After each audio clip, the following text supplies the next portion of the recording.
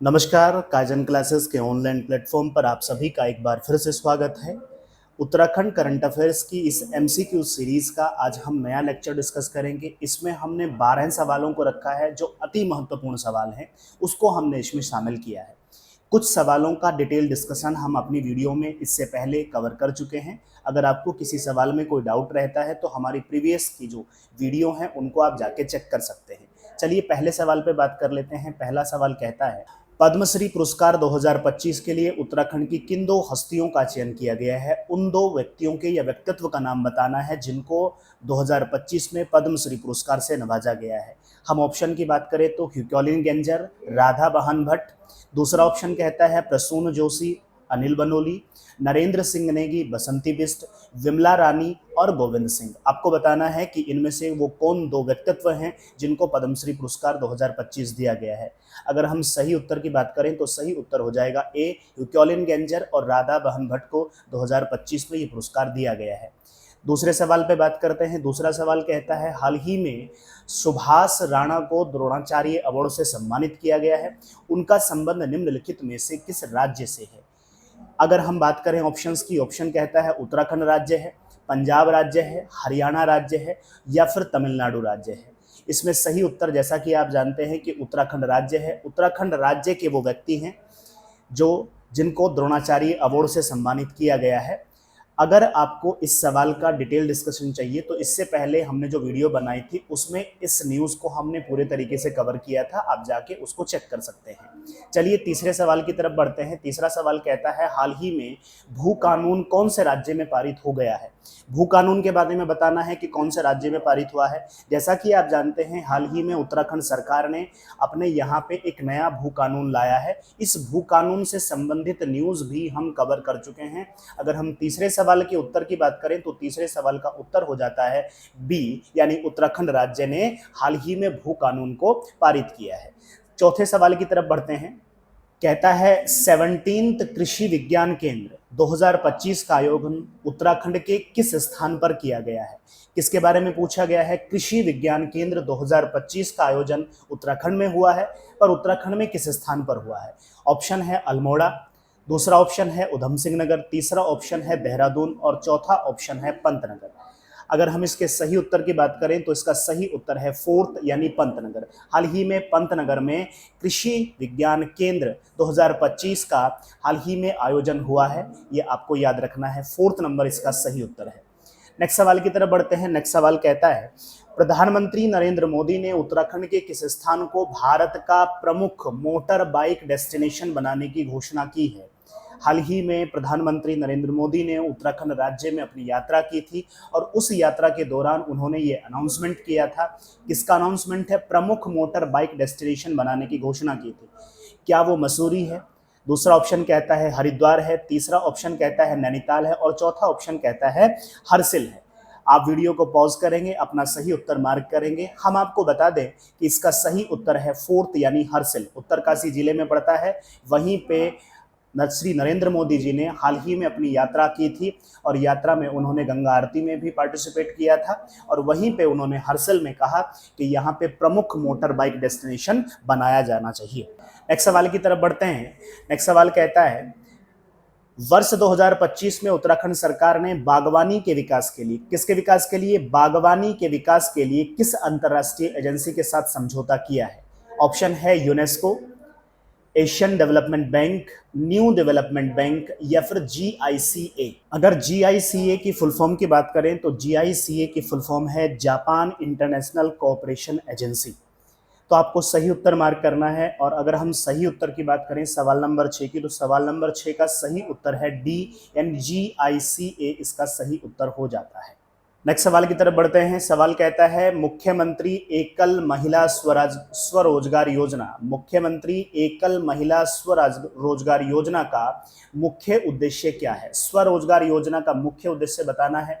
महिलाओं को सरकारी नौकरी प्रदान करना। ऑप्शन बी कहता है महिलाओं को बसों में मुफ्त यात्रा प्रदान करना। ऑप्शन 3 कहता है महिलाओं को वित्तीय स्वतंत्रता देना और उनको आत्मनिर्भर बनाना। और ऑप्शन डी कहता है उपरोक्त सभी ठीक है, यानी ऑल ऑफ द अबव के बारे में यहाँ पे ऑप्शन दिया गया है। आप बताइए सही उत्तर क्या होगा। मुख्यमंत्री एकल महिला स्वरोजगार योजना। अगर हम इसके सही उत्तर की बात करें तो सही उत्तर हो जाएगा थर्ड वन, तीसरे वाला। महिलाओं को वित्तीय स्वतंत्रता देना और उनको आत्मनिर्भर बनाना इस योजना का प्रमुख उद्देश्य है। नेक्स्ट सवाल की तरफ बढ़ते हैं। नेक्स्ट सवाल कहता है उत्तराखंड महिला सारथी योजना का लाभ किन महिलाओं को मिलेगा। कौन सी योजना है? उत्तराखंड महिला सारथी योजना। इस तरीके की योजनाएं आपके लिए बड़ी क्रूशियल हैं, इससे संबंधित सवाल आपको यकीनन देखने को मिलेगा। ऑप्शन ए कहता है केवल ग्रामीण महिलाओं को, ग्रामीण क्षेत्र की महिलाओं को महिला सारथी योजना का लाभ मिलेगा। केवल शहरी क्षेत्र की महिलाओं को इस योजना का लाभ मिलेगा। तीसरा ऑप्शन कहता है ग्रामीण और शहरी दोनों क्षेत्र की महिलाओं को लाभ मिलेगा। हो सकता है यहाँ पे दे दे कि सभी महिलाओं को लाभ मिलेगा। और चौथा ऑप्शन कहता है कि आर्थिक रूप से कमजोर, विधवा और परित्यक्त जो महिलाएं हैं उनको इसका लाभ मिलने वाला है। आप सही उत्तर बताइए, सही उत्तर क्या होगा। अगर इसके सही उत्तर की तरफ जाएं तो इसका सही उत्तर होगा आर्थिक रूप से कमजोर, विधवा और परित्यक्तता जो महिलाएं हैं उनको, यानी जिनको छोड़ दिया गया है उनके पति के द्वारा, उन महिलाओं को इस योजना का लाभ मिलने वाला है। सारथी इस योजना को भी हमने अपने डिटेल वीडियो में डिस्कस किया था कि उनको किस तरीके की फाइनेंशियल एड मिलने वाली है उत्तराखंड सरकार की तरफ से। सारथी है तो किसी व्हीकल से जुड़ा हुआ है, ये सारी चीजें हम डिस्कस कर चुके हैं। इस सवाल का सही उत्तर हो जाएगा ऑप्शन डी, आर्थिक रूप से कमजोर, विधवा, परित्यक्त महिलाओं को। नेक्स्ट सवाल की तरफ बढ़ते हैं। नेक्स्ट सवाल कहता है आरुषि निशंक को 2025 में निम्नलिखित में से किस श्रेणी के अंतर्गत सम्मानित किया गया है। सवाल के ऑप्शन है सबसे शक्तिशाली महिलाओं में शामिल होने के कारण उनको इस सम्मान मिला है, शिक्षा के क्षेत्र में उत्कृष्ट कार्य करने के लिए उनको कोई सम्मान मिला है, राजनीति के क्षेत्र में विशेष पहचान हेतु उनको कोई सम्मान दिया गया है, या उपरोक्त में से कोई नहीं। अगर हम सही ऑप्शन की तरफ बढ़ें तो सही ऑप्शन है ऑप्शन ए, सबसे शक्तिशाली महिलाओं में शामिल होने के कारण आरुषि निशंक 2025 को सम्मानित किया गया है उत्तराखंड सरकार के द्वारा। सवाल नंबर 10 की तरफ बढ़ते हैं। सवाल नंबर 10 कहता है हाल ही में उत्तराखंड प्रगतिशील किसान सम्मान योजना आपको याद रखनी है। उत्तराखंड प्रगतिशील किसान सम्मान से उत्तराखंड की कितनी महिलाओं को सम्मानित किया गया है, आपको बताना है वो कितनी महिलाएं हैं। ऑप्शन ए कहता है 12 महिलाएं हैं, ऑप्शन बी कहता है 22 महिलाएं हैं, ऑप्शन सी कहता है 28 महिलाएं हैं और ऑप्शन डी कहता है 32 महिलाएं हैं।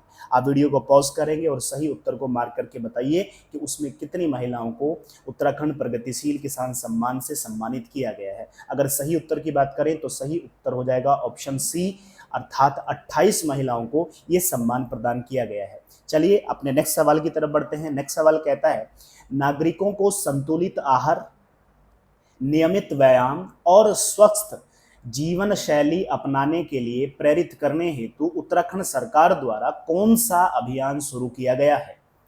आपको याद रखना है किसके बारे में बात हो रही है। संतुलित आहार, नियमित व्यायाम, स्वस्थ जीवन शैली अपनाने के लिए कौन सा अभियान उत्तराखंड सरकार ने शुरू किया है।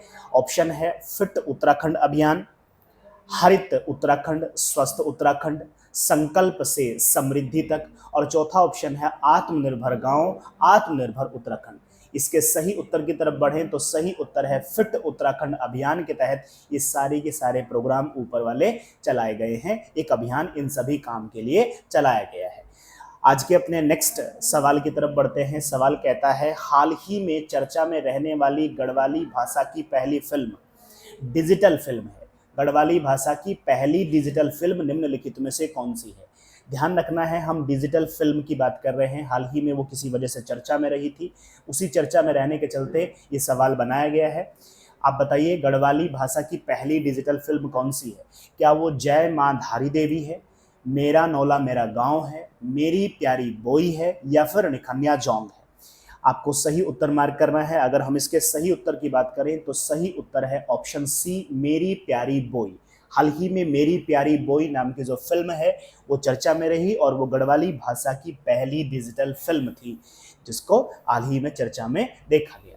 ये हो जाते हैं आज के हमारे करंट अफेयर्स से संबंधित एमसीक्यूज। इसी तरीके से हम नेक्स्ट वीडियो में और बहुत सारे एमसीक्यूज आपको कराएंगे आपके एग्जाम से पहले।